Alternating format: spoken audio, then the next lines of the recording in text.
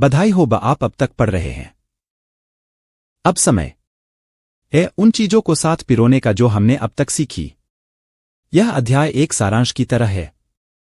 कुछ छोटे और कार्रवाई योग्य पाठ जो आपको बेहतर वित्तीय निर्णय लेने में सहायता कर सकते हैं।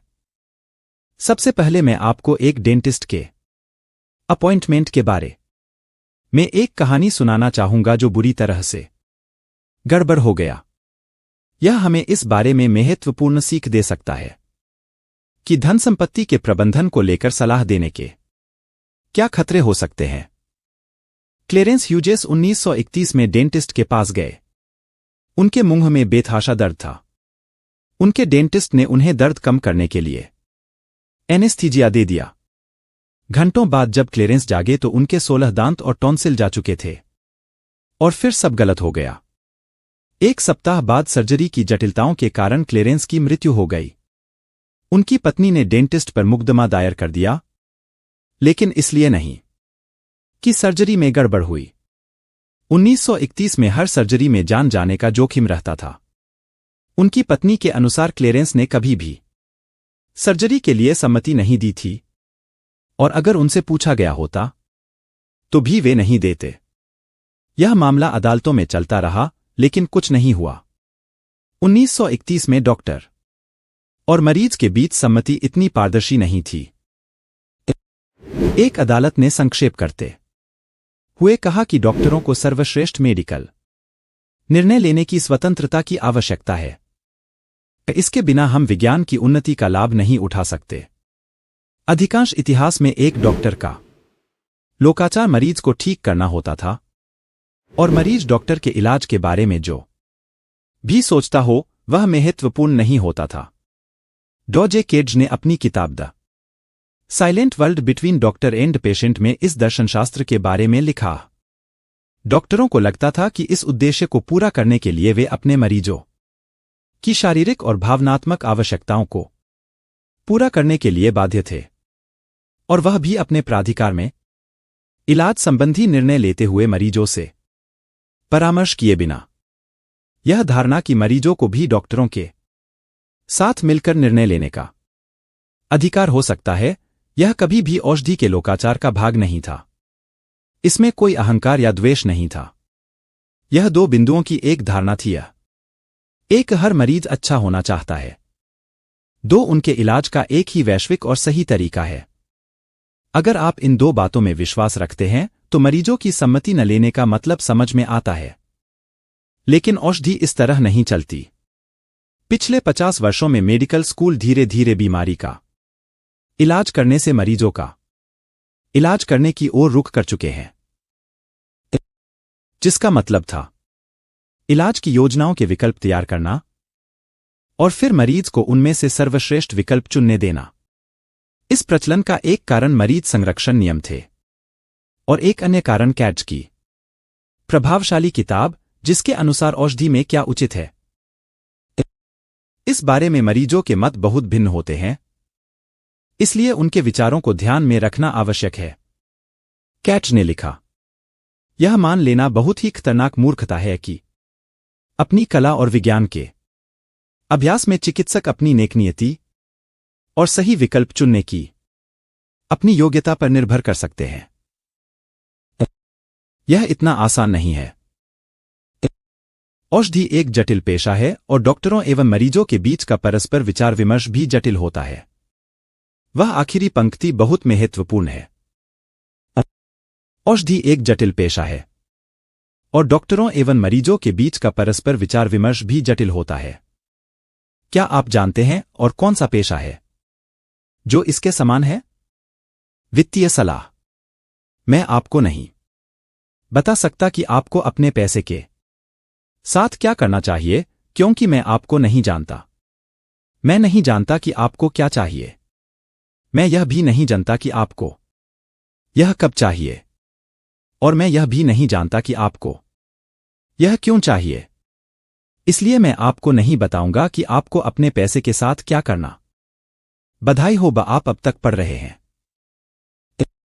अब समय है उन चीजों को साथ पिरोने का जो हमने अब तक सीखी। यह अध्याय एक सारांश की तरह है। कुछ छोटे और कार्रवाई योग्य पाठ जो आपको बेहतर वित्तीय निर्णय लेने में सहायता कर सकते हैं। सबसे पहले मैं आपको एक डेंटिस्ट के अपॉइंटमेंट के बारे में एक कहानी सुनाना चाहूंगा जो बुरी तरह से गड़बड़ हो गया। यह हमें इस बारे में महत्वपूर्ण सीख दे सकता है कि धन संपत्ति के प्रबंधन को लेकर सलाह देने के क्या खतरे हो सकते हैं। क्लेरेंस ह्यूजेस 1931 में डेंटिस्ट के पास गए। उनके मुंह में बेतहाशा दर्द था। उनके डेंटिस्ट ने उन्हें दर्द कम करने के लिए एनेस्थीजिया दे दिया। घंटों बाद जब क्लेरेंस जागे तो उनके 16 दांत और टॉन्सिल जा चुके थे और फिर सब गलत हो गया। एक सप्ताह बाद सर्जरी की जटिलताओं के कारण क्लेरेंस की मृत्यु हो गई। उनकी पत्नी ने डेंटिस्ट पर मुकदमा दायर कर दिया, लेकिन इसलिए नहीं कि सर्जरी में गड़बड़ हुई। 1931 में हर सर्जरी में जान जाने का जोखिम रहता था। उनकी पत्नी के अनुसार क्लेरेंस ने कभी भी सर्जरी के लिए सम्मति नहीं दी थी, और अगर उनसे पूछा गया होता तो भी वे नहीं देते। यह मामला अदालतों में चलता रहा, लेकिन कुछ नहीं हुआ। 1931 में डॉक्टर और मरीज के बीच सम्मति इतनी पारदर्शी नहीं थी। एक अदालत ने संक्षेप करते हुए कहा कि डॉक्टरों को सर्वश्रेष्ठ मेडिकल निर्णय लेने की स्वतंत्रता की आवश्यकता है। इसके बिना हम विज्ञान की उन्नति का लाभ नहीं उठा सकते। अधिकांश इतिहास में एक डॉक्टर का लोकाचार मरीज को ठीक करना होता था, और मरीज डॉक्टर के इलाज के बारे में जो भी सोचता हो वह महत्वपूर्ण नहीं होता था। डॉजे केड्ज ने अपनी किताब the silent world between doctor and patient में इस दर्शनशास्त्र के बारे में लिखा। डॉक्टरों को लगता था कि इस उद्देश्य को पूरा करने के लिए वे अपने मरीजों की शारीरिक और भावनात्मक आवश्यकताओं को पूरा करने के लिए बाध्य थे, और वह भी अपने प्राधिकार में इलाज संबंधी निर्णय लेते हुए मरीजों से परामर्श किए बिना। यह धारणा कि मरीजों को भी डॉक्टरों के साथ मिलकर निर्णय लेने का अधिकार हो सकता है, यह कभी भी औषधि के लोकाचार का भाग नहीं था।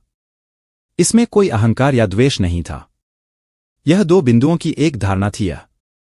एक, हर मरीज अच्छा होना चाहता है। 2, उनके इलाज का एक ही वैश्विक और सही तरीका है। अगर आप इन दो बातों में विश्वास रखते हैं तो मरीजों की सम्मति न लेने का मतलब समझ में आता है। लेकिन औषधि इस तरह नहीं चलती।